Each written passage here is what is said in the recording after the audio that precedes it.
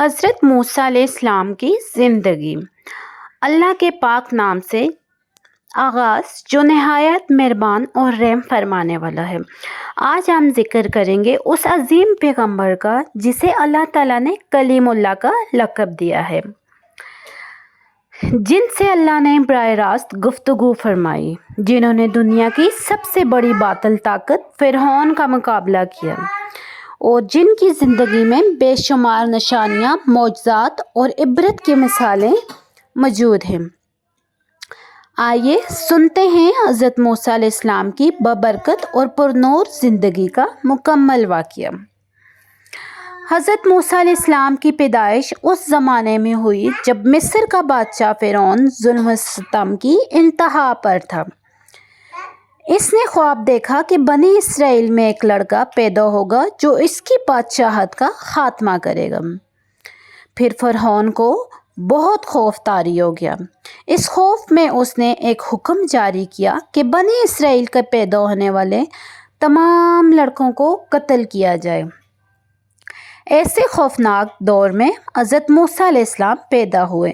ان کی والدہ سخت پریشان ہوئی، لیکن اللہ تعالیٰ نے ان کے دل پر وحی کی کہ بچے کو ایک ٹوکری میں رکھ کر دریا میں چھوڑ دو، ہم اسے تمہاری طرف واپس لوٹا دیں گے اور اسے پیغمبروں میں شامل کریں گے۔ یوں حضرت موسیٰ کو ٹوکری میں رکھ کر نیل کی دریا میں بہا دیا۔ وہ ٹوکری جو تھی فرعون کے محل تک جا پہنچی۔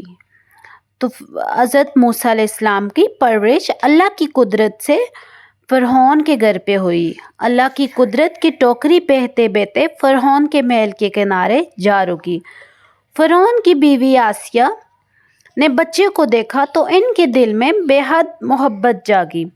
انہوں نے فرعون سے کہا، یہ بچہ ہماری آنکھوں کی ٹھنڈک ہے، اسے قتل نہ کرو۔ یوں وہ بچہ جس سے فرعون ڈرتا تھا، اللہ نے اس کے گھر میں پناہ دی۔ والدہ کی دوبارہ ملاقات۔ حضرت موسیٰ کسی عورت کا دودھ قبول نہیں کرتے تھے۔ محل میں بے چینی بڑھ گئی۔ اس وقت موسیٰ کی بہن نے کہا، میں ایسی عورت بتاتی ہوں جو اسے دودھ پلا سکتی ہے۔ وہ عورت دراصل حضرت موسیٰ کی اپنی والدہ تھی۔ یوں اللہ نے وعدہ پورا کیا، بچہ ماں کی گود میں واپس آ گیا، محفوظ اور عزت کے ساتھ۔ جوانی اور غیر اقتداری۔ جب حضرت موسیٰ جوان ہوئے تو نہایت مضبوط، بہادر اور انصاف پسند تھے۔ ایک دن انہوں نے دیکھا کہ ایک مصری شخص بنی اسرائیل کے ایک فرد پر ظلم کر رہا ہے۔ حضرت موسیٰ نے ظلم روکنے کی کوشش کی، ایک گھونسا لگا اور قطبی مر گیا۔ حضرت موسیٰ کے پاس اتنی طاقت تھی کہ انہوں نے ایک مکہ ہی مارا تھا کہ وہ بندہ مر گیا تھا۔ یہ قتل ارادہ کے بغیر تھا، مگر فرعون نے اسے بہانہ بنا کر موسیٰ کو قتل کرنے کا حکم دے دیا۔ حضرت موسیٰ نے فوراً مصر چھوڑا اور مدینہ کی طرف نکل پڑے۔ مدینہ پہنچ کر حضرت موسیٰ نے ایک کنویں پر دو لڑکیوں کو دیکھا جو اپنے جانوروں کو پانی پلانے میں بے بس کھڑی تھی۔ حضرت موسیٰ نے ان کی مدد کی اور چپ چاپ ایک درخت کے سائے میں بیٹھ کے بھوک، تھکن اور تنہائی میں انہوں نے اللہ سے دعا کی، اے پروردگار، جو خیر بھی تو نازل کرے، میں اس کا محتاج ہوں۔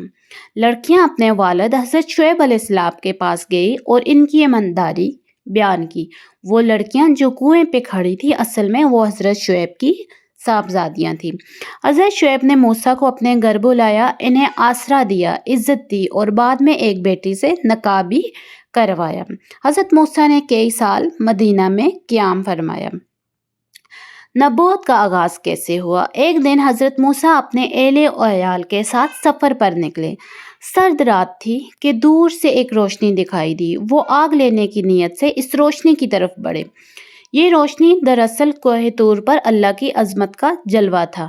وہاں سے ایک آواز آئی، اے موسیٰ، میں ہی تمہارا رب ہوں، اپنی جوتیاں اتار دو، تم مقدس وادی طویٰ میں ہو۔ یہی وہ مقام تھا جہاں موسیٰ کو نبوت حاصل ہوئی۔ انہیں معجزات دیے گئے، اعضاء کا اژدھا بن جانا اور ہاتھ کا نور سے چمک اٹھنا۔ پھر اللہ نے حکم دیا، فرعون کے پاس جاؤ، بے شک وہ سرکش ہو چکا ہے۔ فرعون کے دربار میں دعوت۔ حضرت موسیٰ اپنے بھائی حضرت ہارون کے ساتھ فرعون کے دربار میں گئے۔ نہایت نرمی سے فرمایا، اے فرعون، اللہ کی طرف رجوع کرو، وہی زمین و آسمان کا رب ہے۔ لیکن فرعون نے تکبر کیا، مذاق اڑایا اور مقابلے کے لیے اپنے جادوگر بلائے۔ جب موسیٰ نے اپنا عصا پھینکا تو وہ اژدہا بن کر جادوگروں کے سارے جادو نگل گیا۔ جادوگر فوراً سجدے میں گر پڑے اور ایمان لے آئے۔ فرعون آگ بگولا ہو گیا، مگر اللہ کا دین غالب آیا۔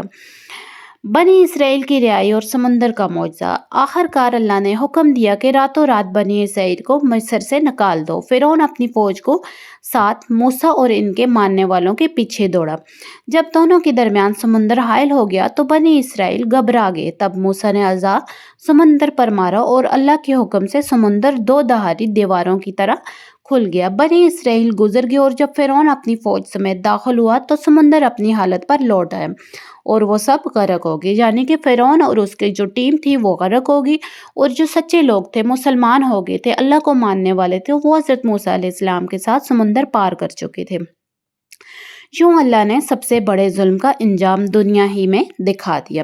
حضرت موسیٰ کی آخری زندگی۔ حضرت موسیٰ نے اپنی قوم کی رہنمائی کی، انہیں اللہ کی تعلیمات دی، تورات عطا کی، اور وہ زندگی بھر اللہ کی عبادت اور قوم کی اصلاح میں مصروف رہے۔ ان کی زندگی صبر، ہمت، توکل اور اللہ پر بھروسے کی عظیم مثال ہے۔ حضرت موسیٰ کو اللہ تعالیٰ نے تورات، ایک جو اسلامی کتاب ہے تورات، وہ نازل فرمائی تھی، جیسے کہ ہمارے 4 نبی ہیں جن پر کتابیں نازل ہوئی تھی، ایک تورات، زبور، انجیل اور قرآن مجید۔ قرآن مجید حضرت محمد صلی اللہ علیہ وآلہ وسلم پر نازل ہوئی تھی۔ وہ دنیا سے رخصت ہوئے، یعنی کہ حضرت موسیٰ علیہ السلام دنیا سے رخصت ہوئے، مگر ان کا پیغام رہتی دنیا تک روشنی بن کر رہے گا۔ بچوں، اس سٹوری سے، اس سبق سے ہمیں کیا مطلب کہ سبق ملتا ہے؟ حضرت موسیٰ علیہ السلام کی پوری زندگی ہمیں یہ سبق دیتی ہے کہ ظلم کبھی باقی نہیں رہتا ہے، سچائی ہمیشہ غالب آتی ہے، اور اللہ پر توکل کرنے والوں کو وہ کبھی بھی اکیلا نہیں چھوڑتا۔ اللہ ہمیں انبیاء کی سیرت پر چلنے کی توفیق عطا فرمائے، آمین ثم آمین۔ ہمارے بچوں کو بھی ہمارے دین پہ چلنے کی توفیق عطا فرمائے۔ آپ سب پیرنٹس سے ریکویسٹ ہے کہ اپنے بچوں کو ایسی سٹوریاں ضرور سنوایا کریں، تاکہ جب وہ بڑے ہوں تو ان کو اپنے دین کے بارے میں ضرور کچھ نہ کچھ علم ہونا چاہیے، کیونکہ یہ دور ایسا چل رہا ہے، AI کا دور، یہ بہت سخت دور چل رہا ہے۔ تو اپنے بچوں کو اس گندگی سے بچانے کے لیے آپ نے اپنے بچوں کو خدا کی دی ہوئی جو کتابیں ہیں، ہماری ہدایت کردہ کتابیں ہیں، اس کے تھرو اپنے بچوں کو سکھانا ہے۔ اگر آپ کے بچے نہیں سمجھ پاتے تو ان کو اپنے نبیوں کی مثالیں دے کر سمجھائیں کہ ہمارے نبی ایسے کرتے تھے، بچوں سے پیار، بڑوں کو عزت، یہ سب ان کو سمجھا کے اس طریقے سے آپ بچوں کو سمجھائیں۔ انشاءاللہ بچے بہت جلدی سیکھ جائیں گے۔ بچوں کے پہلے جو 7 سال ہوتے ہیں اس میں ان کی لرننگ سٹیج ہوتی ہے، جیسا آپ بچے کو سکھائیں گے، جیسا دکھائیں گے، جو کروائیں گے، بچے وہ بہت جلدی سیکھ لیں گے۔ Thank you for watching. اللہ حافظ، ٹیک کیئر۔